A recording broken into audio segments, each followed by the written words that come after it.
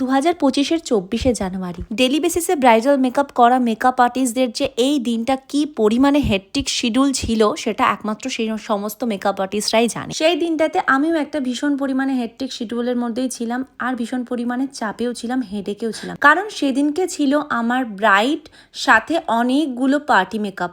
আর যে পার্টি মেকআপগুলো আমি ইজিলি না করে দিতে পারতাম না, কারণ আমার সেদিনকে ছিল আলট্রা এইচডি পার্টি মেকআপের বুকিং, যেটা ব্রাইডেরও আগে আমাকে দিদিভাই বুকিং করেছিল। আর এটা ছিল সেদিনকে আমার ফার্স্ট ক্লায়েন্ট, যেটা ছিল কৃষ্ণনগর ষষ্ঠীতলায়। সব থেকে বড় কথা, এই দিদিভাই আমাকে যে পরিমাণে হেল্প করেছে তার মেকওভারটা নেওয়ার জন্য। আমার সেদিন ব্রাইড আছে জেনে আমি তাকে টাইম দিয়েছিলাম সকাল 11টা, সে 12টার মধ্যে রীতিমতো বসে যায় রেডি হতে। সে ফুলটাও আনতে পারে না সেই সময়, সে যেহেতু মেকআপ আর্টিস্ট, সে বলেছিল তুমি সাজিয়ে চলে যাও, আমি ফুলটা অ্যারেঞ্জ করে লাগিয়ে নেবো। এই দিদিভাইয়ের বাড়িতে ছিল এই দিদিভাইয়ের ভাইয়ের বিয়ে, এই দিদিভাই সেজেছিল, তার সাথে দিদিভাইয়ের মাও সেজেছিল আমার কাছে সেম প্রাইজে।